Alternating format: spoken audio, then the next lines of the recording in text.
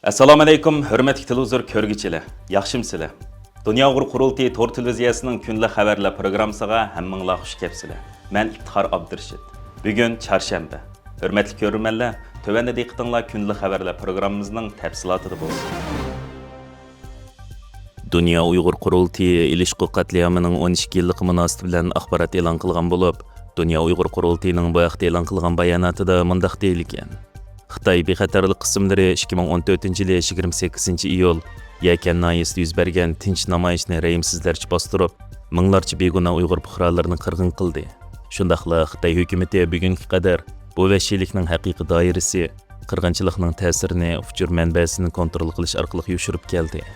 Ro'ziyatning birinchi kuniga to'g'ri kelgan bu qonli qirg'inchilik 5 kishilik bir Uyg'ur oilasining uy yoqtirish jarayonida soqchilar tarafidan zo'ravonlarcha o'ldirilishi bilan boshlangan.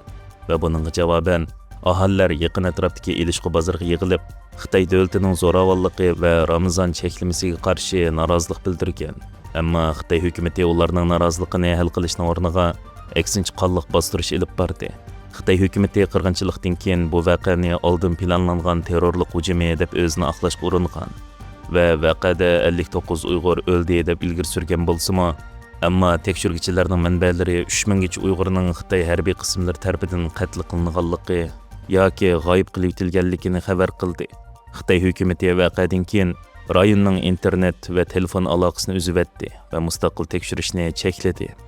Bu voqea 2009-yildagi Urumchi qirg'inchiligidan buyangi Sharq Turkiston yuz bergan eng qonli bostirishlarning biri ve her yili biz Xitoy davlatining zo'ravonlik qurbonlarini eslaymiz degan Dunyo Uyg'ur qurultiyining raisi Turg'unjon Aloviddin bu yilmi Dunyo Uyg'ur qurultiyining Yakan shehidlarini xotirlash uchun chaqiriq e'lon qilganligini aytib, mundaq deydi. Yakan qirg'inchiligi Uyg'ur xalqining yaqinqi zamon tarixidagi eng dahshatli bir qirg'inchilik bo'lib qoldi. 12 yildan buyon qirg'inchilik qurbonlarining oilalari javobsiz ve adolat, izzat, hurmatdan mahrum qoldi.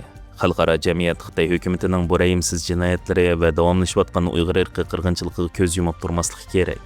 Xitoy hukumati uzundan buyon Uyg'ur xalqini keng ko'lamda bostirishni oqlash uchun terrorlik qarshtirishni qoral qilib keldi. BDT mutaxassislar tarafidan aniqsiz va keng doiralik aniqlam berilgan 2016-yildagi terrorlik qarshtirish qonuni sistemalik ommaviy nazorat qilish, xohlagancha tutqun qilish va madaniyatni yo'qotish uchun qonun bahona bo'lib keldi. Bugungi kunda Sharq Turkistonda diniy e'tiqod jinoyat deb qaraldi. Mustaqil jurnalistlik cheklandi. Xalqning kundalik turmushi qo'rqinch va nazorat ichida. İlişqi qatliami yolg'iz bir voqea emas, balki keng ko'lamda yuz beradigan irqiy qirg'inchilik siyosatlarining bir ishorati edi. Bugungacha g'oyib bo'lganlarning ko'pinchisining taqdiri va kimligi noma'lum. Oilalar yanada noma'lum holda yashayotdi. Adolat, tuzatish yoki haqiqatga erisholmaydi. Bu munosabat bilan Xitoy hukumatidan Yakan qirg'inchiligida qatl qilingan yoki g'oyib bo'lganlarning ismi, o'rni va taqdirini oshkorlashga, xalqaro jamiyatni bu qirg'inchilikni mustaqil xalqaroliq tekshirishga, shundaqla Xitoyning Sharq Turkistonda elib borgan barliq qirg'inchilik jinoyatlari uchun keng doiralik javobgarligini surishtirishni talab qilish bilan birga, biz yana xalqaro jamiyatni, hukumatlarni, ommaviy tashkilotlarni va ko'p tarafli organlarni Uyg'ur irqiy qirg'inchiligini oxirlashtirish va bundaq vahshiyliklarning hargiz takrorlanmasligiga kapolatlik qilish uchun konkret, moslashtirilgan harakatlarni yo'l qo'yishga chaqiramiz.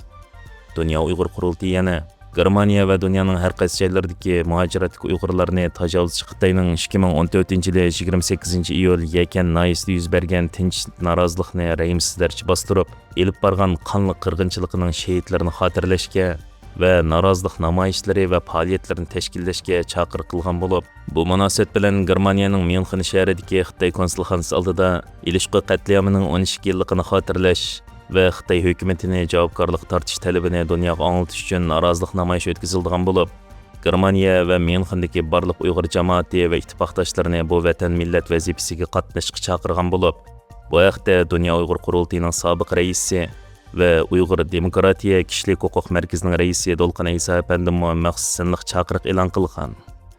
Assalomu alaykum, dunyoning har qaysi joylaridagi aziz vatandaşlarım. Buningdan 12 yil ilgari, ya'ni 2014-yili aziz vatanimiz Sharq Turkistonning Yakan nahiyasining İlişqi kentida Xitoy hukumati begunoh insonlarimizning tinchlik bilan epirayotgan norozilik harakatlariga qarshi şiddetlik bastırış elip verip 3000'dan artık insanımız bala, hanımla, çoğunla bulup 3000'dan en az 3000'dan artık insanımız şehit bulungan bir gün.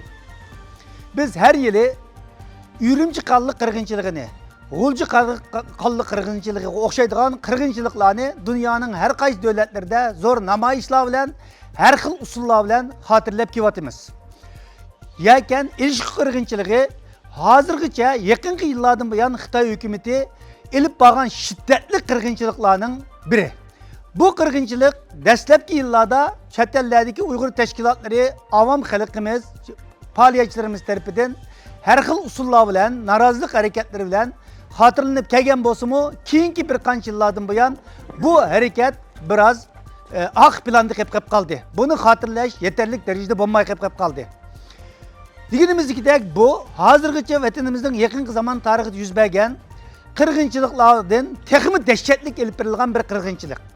Şununla bu qırğınçılıkni her yılı Ürümçi qallı qırğınçılığı, Gulcu qallı qırğınçılığı oxşaş her yıl hatırlap kelgendikidek hatırlap keliş, bu günde narazılık faaliyetlerimizi ifadeleş bizden vicdani, milli ve dini mecburiyetlerimiz. Şu asasta her yılı dünyanın her yerde hatırlaşımız gerek. Bu yıl bu qallı qırğınçılığının 12. yılı münasebetiyle Dünya Kurultayı Germaniyanın München şehrideki Xitay Başkonsolosluğunun aldıda bir narazılık namayışı orlaştırış uqturuşunu çıkarıptı. Bu nayeti takdirge şayan bir hareket. Bunu bütün dünyadaki Uyghur teşkilatları, bütün Uyghur halkı oxşaş bu çakırık avaz koşup bu hareketini hep biriş gerek. Şunun ben bu videonu çıkardım. Xitay hükümeti bu qırğınçılıkta 96 adamın ölgenliklerini ifade kılıp bayanat ilan kıldı. Ama bizning Uyghur teşkilatlarının ve halkara müstakil tədqiqatçılarının ilan kılan sallık malumatıda en az 3000'den artık adam ölgenliği yazıldı. Şununla bu biz unutup kaladigan bir hareket emas. Bütün vatandaşlarımız bu günde ne yukarı digimizdeki Şarkı Türkistan'daki en zor qırğınçılıkның birisi dep qarab hatırlaşımız gerek.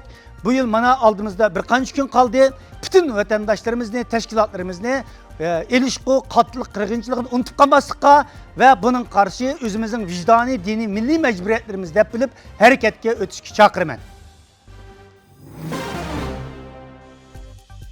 Saxtipez Xitay hükümetinin vakaletçileri Türkiye Devlet Radyo Televiziyası tarafından işlengen Mehmet Fetihler Sultanı Televiziya Teatrının işligüçileriga agahlandırış xati yollab, kechirim so'rashni talab qilgan ve yıllardan beri Sharq Turkistonda Uyg'urlarni qirg'in qilib kelgan tajovuzchi Xitoy hukumati bir yumlabla bu voqeada Uyg'urlarning izzat hurmatini qo'g'dug'ich sifatida o'tirg'i chiqib, sharmandalarcha xalqaro komediya o'ynagan edi. Xitoy va uning sharmanda vakolatchilarining bu yo'lsiz talabiga qarta Mehmet Fetihler Sultanı filmining ishligüchisi Ayyub Gökhan Özekin özünün X hesabida Xitoy ve onun vakolatchilariga javob qaytirib, mendan javob kutayotgan Xitoy ve onun so'zliguvchilariga shaxsim, shirkitim ve sepdoshlarimiz nomidan beradigan javobim shudir. Pushaymon qilmaymiz. Zarur bo'lsa, yana ishlaymiz. O'zlari yetishni talab qilibdi. Biz faqat Sharq Turkiston ve Uyg'ur turklarini yetarlik darajada kun tartibga elib kelganligimiz uchun o'zlari yetimiz. Sharq Turkiston ummatning yetimidir. Bizning xizmatimiz Uyg'urlarga kichikkina bo'lsa-mu madad bo'la olgan va ularning yuzini kuldiralgan bo'lsak, bu bizga xushallik beg'ishlaydi.